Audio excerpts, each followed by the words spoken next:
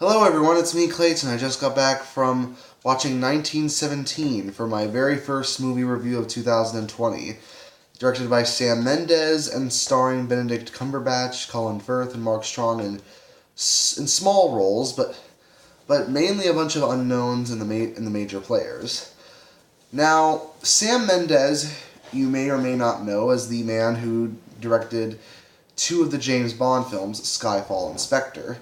But with this, he made probably one of the most engaging World War I movies that I've seen in a while, and one of the most engaging war films that I've seen in years since Dunkirk. Let's get to the story, shall we?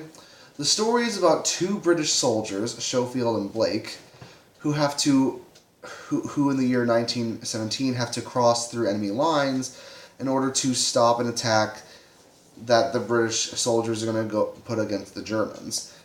Some of the soldiers think that attack would end the entire war, while Schofield and Blake realize that if they stop the attack, they could save 1,600 men, including Blake's older brother.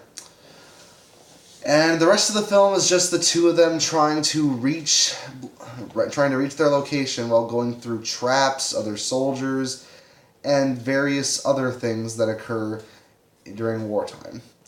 Now, the story here is very simple. There isn't exactly a lot of digressions from it.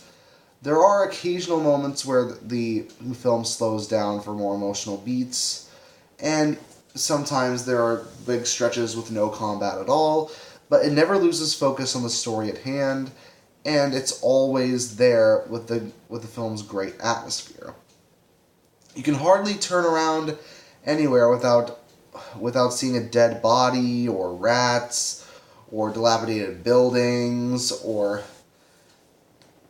witnessing some of the atrocities that occurred during wartime.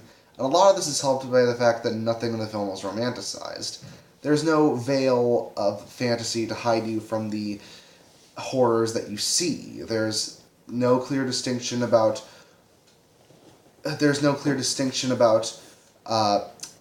who's the right person in the right situation, who's right and who's wrong, other than Schofield mainly doing this mission just under orders.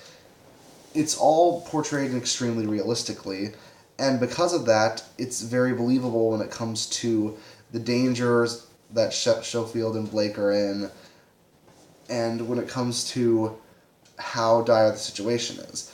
A lot of that is also helped by the fact that the film is shot like it's done in one continuous take for the most part, similar to Birdman from a few years back.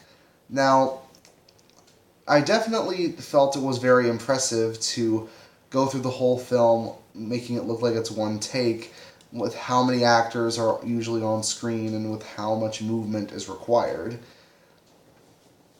And if you didn't tell me it wasn't done in one take, I almost wouldn't be able to guess in most cases. It's just done very, very well. The cinematography, the sound design, and the sound design makes all the guns and explosions and sounds in the film, they all sound authentic, punchy, and impactful. Now, the characters in the film aren't exactly the most developed or have the most change to them, but the characters that are important, Blake and Schofield, are around enough to get you to care about them.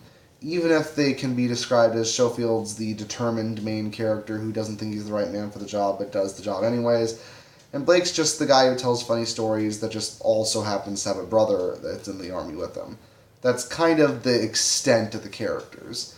But like I said, they're around long enough for you to get to care about them, and they have enough good dialogue and good acting to get you to really care. Like I said, occasionally Benedict Cumberbatch, Mark Strong, or Colin Firth comes in for a cameo appearance, but mostly it's down to these two to carry the film, and they carry it very well. So while it is a little bit short on plot and short on character, the technical achievements on display here, the incredible aspects with everything that the story is set to do, and the insane atmosphere on display makes sense for why it's such a beloved film when it comes to this award season. So I give 1917 a 8 out of 10. See you next time.